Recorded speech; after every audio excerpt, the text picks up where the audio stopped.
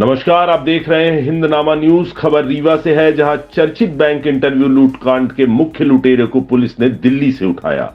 सरगना 3 रानियों का राजा, 3 पत्नियों का पति निकला लूटकांड का खिलाड़ी। रीवा पुलिस ने दिल्ली से उठाया 4 आरोपी गिरफ्तार, 3 फरार। बैंक का इंटरव्यू लेने के बहाने बनाया था महिला को बंधक। पुलिस ने लूट की वारदात को अंजाम देने वाले 4 आरोपियों को दिल्ली से दबोचने में सफलता प्राप्त की है। बीते दिनों रीवा की रहने वाली प्रतिष्ठित डॉक्टर सैलवाला की बहू विंध्या श्रीवास्तव को बैंक का इंटरव्यू देने के बहाने बुलाकर बंधक बनाया था और ड्राइवर समेत दोनों के साथ जमकर मारपीट की थी। दरअसल वारदात में 7 आरोपी शामिल थे। उन्होंने पीड़ित महिला के मुंह में टेप लपेटकर उसके हाथ पैर बांधे थे और चाकू की नोक पर उसे बंधक बना लिया था। इसके बाद आरोपियों ने महिला का बैंक अकाउंट नंबर, फोन पे, गूगल पे नंबर, सोने की चैन, अंगूठी, मोबाइल को अपने कब्जे में लिया और कार की चाबी छीनकर कार समेत मौके से फरार हो गए थे। दरअसल शहर के बिछिया थाना क्षेत्र निवासी प्रतिष्ठित डॉक्टर सैलवाला श्रीवास्तव की बहू विंध्या श्रीवास्तव ने असिस्टेंट बैंक प्रबंधक पद के लिए ऑनलाइन आवेदन किया था। 12 फरवरी के पहले विंध्या श्रीवास्तव को बंधन बैंक के नाम से एक कॉल आया था और 12 फरवरी की सुबह सिविल लाइन थाना क्षेत्र अंतर्गत पडरा में कृष्णा बिल्डिंग के ऊपरी माले पर स्थित ऑफिस में आकर इंटरव्यू देने के लिए कहा गया था। जिसके बाद महिला अपनी कार में सवार होकर ड्राइवर के साथ इंटरव्यू देने के लिए कृष्णा बिल्डिंग पहुंची और ड्राइवर को प्रतीक्षालय में बैठा दिया। पीड़िता विंध्या श्रीवास्तव जैसे ही बिल्डिंग में स्थित ऑफिस के अंदर प्रवेश की तो वहां पर साधारण ड्रेस में कुछ लोग उपस्थित थे। इसके अलावा कुछ अन्य आवेदक भी वहां इंटरव्यू देने के लिए बैठे हुए थे, जो कि लूट गैंग के ही सदस्य थे। महिला के पहुंचते ही वहां पर उपस्थित लोगों के पहनावे और बोलचाल से विंध्या श्रीवास्तव को शक हो गया, जिसके बाद महिला ने वॉशरूम जाने का बहाना बनाया तो बदमाशों ने उसके साथ मारपीट करनी शुरू कर दी। महिला के मुताबिक 7 से 8 बदमाशों ने चाकू की नोक पर पहले तो उसे बंधक बनाया, फिर उसके मुंह पर टेप लपेट दिया। बाद में हाथ पैर भी बांधे और जमकर उसके साथ मारपीट की थी।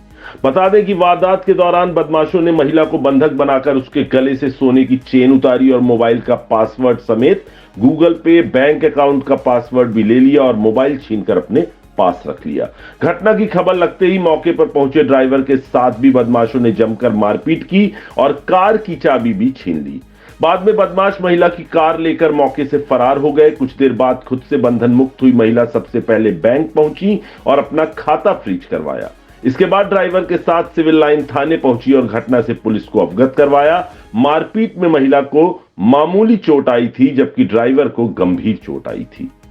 बता दें, मामला संज्ञान में आते ही पुलिस ने एफआईआर दर्ज की और सरगर्मी से आरोपियों की तलाश शुरू कर दी। वहीं वारदात के 24 घंटे बाद लूटी हुई कार घटनास्थल से करीब 500 मीटर ही दूर बरामद हुई।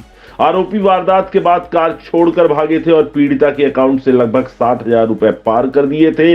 इसके बाद पुलिस ने आरोपियों को पकड़ने के लिए कड़ी मशक्कत की, लेकिन उनका कहीं कोई सुराग नहीं लगा।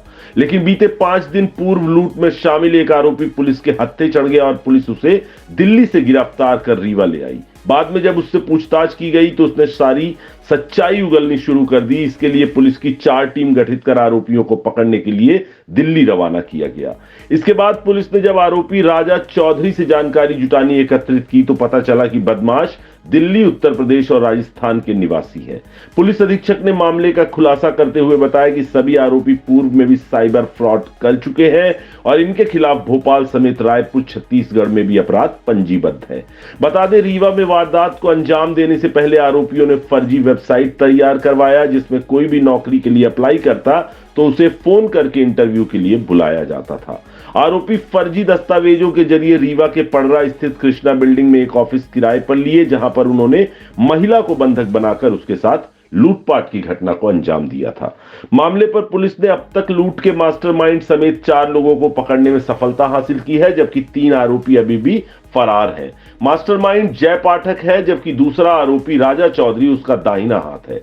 पुलिस ने आरोपियों के पास से 6 मोबाइल, लैपटॉप, 4 एटीएम कार्ड, 2 अंगूठी और 1 कार बरामद की है। चारों आरोपियों को पुलिस हिरासत में रखा गया है, जिनसे लगातार पूछताछ की जा रही है। मामले में फरार अन्य आरोपियों की तलाश अभी जारी है, जिन्हें जल्दी गिरफ्तार कर लिया जाएगा। अब इस पूरे लूटकांड में एक बड़ी अनोखी बात है। वारदात के मास्टरमाइंड जय पाठक ने 3 शादियां की हैं और तीनों पत्नियां उसके साथ ही रहती हैं। बता दें कि रीवा में विंध्या श्रीवास्तव के साथ हुई लूट की घटना में आरोपी जय पाठक की 2 पत्नियां भी शामिल थीं और यह दोनों ही राजस्थान की निवासी हैं। वारदात से ऐसा प्रतीत होता है कि मास्टरमाइंड अपने तीनों पत्नियों के ऐशे आराम के लिए लूट की वारदात को अंजाम देता था, जिसके लिए उसने अपने अन्य साथियों की भी मदद ली थी। मामले पर अभी भी 3 आरोपी फरार हैं, जिनकी तलाश की जा रही है। आइए आपको सुनाते हैं रीवा एसपी विवेक सिंह ने इस मामले में क्या कुछ जानकारी दी है।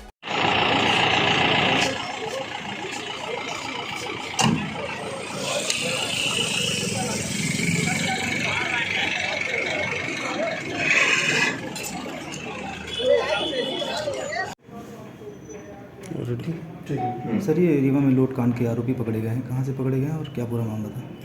ये 12 फरवरी को, जैसे सबको मालूम है, एक रीवा में ढिकाहा साइड में एक ऑफिस जैसा वो बना के और वहाँ पे एक महिला को बुला के इंटरव्यू के उसके हिसाब से और फिर वहाँ पे उसके साथ मारपीट करके और लूट किया गया था उसके और उनके ड्राइवर के साथ लूट किया गया था। और उसके बाद गाड़ी और अन्य चीज़ें, अंगूठी, मोबाइल, ये सारी चीज़ें ले गई थे और ATM कार्ड्स वगैरह भी ले गए थे, जिसके आधार पर तत्काल उसमें FIR पंजीबद्ध करके पूरी टीम हमारी लगी हुई थी। करीब 3-4 टीम इसमें लगातार काम कर रही थी और जो हमको जानकारी मिली तो उसके बाद हमने पूरा उसको ट्रैक किया और उसके आधार पे फिर दिल्ली, गाजियाबाद, फरीदाबाद, इन सब एरियाज में हमारी टीम ने पूरा चेक किया। जो भी जानकारी इकट्ठा हुई, टेक्निकल इनपुट्स मिलते रहे, उसके आधार पे विवेचना चलती रही और जिसके आधार पे पहले हमको सफलता मिली, जिसमें हमने एक राजा चौधरी नाम के व्यक्ति को हमने गिरफ्तार किया और राजा चौधरी से पूछताछ की गई। उसको 4-5 दिन पहले गिरफ्तार किया गया था और PR लेकर उससे पूरी पूछताछ की गई। फिर उसने बताया कि उसके साथ जो अन्य लोग इन्वॉल्व थे उसमें जय पाठक,